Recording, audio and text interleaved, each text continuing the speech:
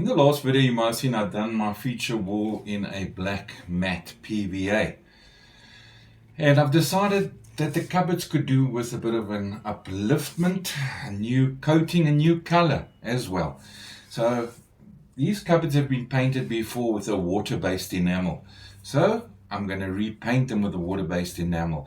If you had new cupboard doors that were raw wood, you'd prime them with a pink wood primer, followed by 2 coats of a top coat of choice, because anything will go on top of a wood primer. So a water-based enamel, a solvent enamel, gloss, satin or matte finishes, but anything will do.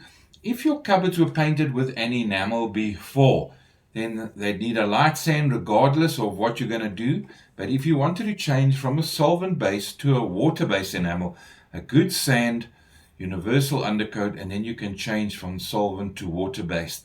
A lot of people believe they can paint a water-based enamel because it says enamel over solvent. No, you cannot. So if you've got a solvent on, you want to change water-based and undercoat. If not, paint with a solvent-based enamel on top of the existing solvent-based enamel, and you'll be done. Regardless what paint you do, 2 coats of your finishing coat, using the right rollers and brushes from Hamilton's, you're definitely going to get the perfect finish. So let's get this project underway.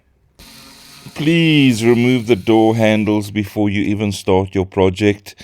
It's so important. Some people try and mask them up, paint around them. You never really get that done properly, and it's a waste of time. It's easier to take the handles off. You can see before the handles weren't removed. And then Hamilton sandpaper. I'm using 100 grit fine, which is ideal for smoothing surfaces and removing small imperfections, and just for lightly actually scratching the existing coating, so that the new paint can adhere nicely. So a very nice sand with 100 grit is perfect. You just want to scratch it. And then a drop sheet, so important to protect the floors from paint splatter and spills. And remember, in my other videos, I mask the drop sheet to the skirting so that the drop sheet doesn't move while I've got a ladder on it. So now the drop sheet's in place, I'm going to mask up everything else where I don't want paint to get onto. So I'm masking by the cornices, the wall next to the cupboards, and I'm now almost ready to start painting, but we need to have a clean surface to paint onto. So I'm using a safe cleaning detergent and Hamilton's scouring pad. It's a fine grain, this green scouring pad. It's ideal for cleaning, scrubbing, stripping and sanding, and it's ideal for multiple surface preparations. And it's reusable. So once you have washed with the detergent, make sure you rinse that soapy residue off with clean water. Now with a multi-purpose filler and a Hamilton scraper, I'm just going to fill areas where I notice once I pull the handles off, it's in need of slight repair. So a bit of multi-purpose filler and the Hamilton scraper, we're just getting those areas repaired. In combination with Hamilton's Mohair 100mm roller, I'm using a utility brush from Hamilton's, which is a versatile all-purpose brush. Cost-effective, and it can be used with all paints and varnishes. So I'm doing all my cutting in where the 100mm Mohair roller won't get in. So cut in. These are not big areas. Once you've cut in, just take your roller. I've decided to use the 100mm. Remember, the Mohair roller, the professional Mohair roller comes in various sizes, but I'm using the 100mm here.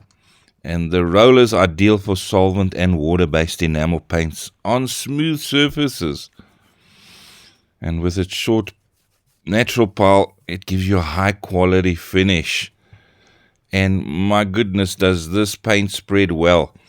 And with the roller, I was getting about, with one load on the roller, I was getting almost half a square meter spread rate with rolling the paint out, which is phenomenal. So absolutely a perfect finish. Use the Mohair roller with your water-based or solvent-based enamels on smooth surfaces. And there we go, the first coat looking absolutely patchy, but the second coat will really bring it together. Don't let your brush stand on its bristles or turn it the other way around after cleaning it, because water will then run down the ferrule, which loosens the glue in the handle over time. And by drying brushes flat, it also helps maintain the shape of the bristles. Okay, this is day 2, so I'm saying a very good morning. It's early in the morning. We're ready to apply our second coat. I've left the first coat to dry completely overnight. So we're going to apply the second coat pretty much in the same way we applied the first. As we saw, that first coat looks quite patchy, but the second coat done in the same manner brings everything together. And hopefully we're going to get, well, I'm not hoping, I know we're going to get the perfect finish. So let's get this project with the second coat completed.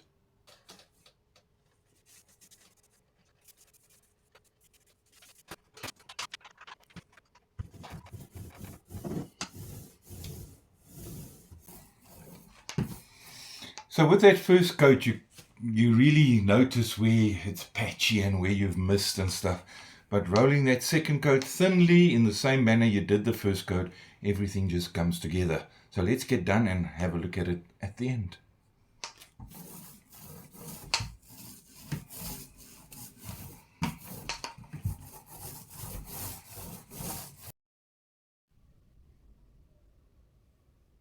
Okay, so there we're done. 2 coats complete.